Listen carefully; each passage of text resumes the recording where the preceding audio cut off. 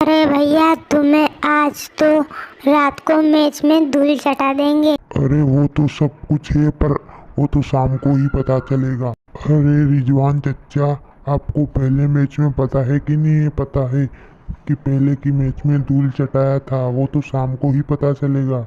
ज़्यादा एडवांस ना बनो।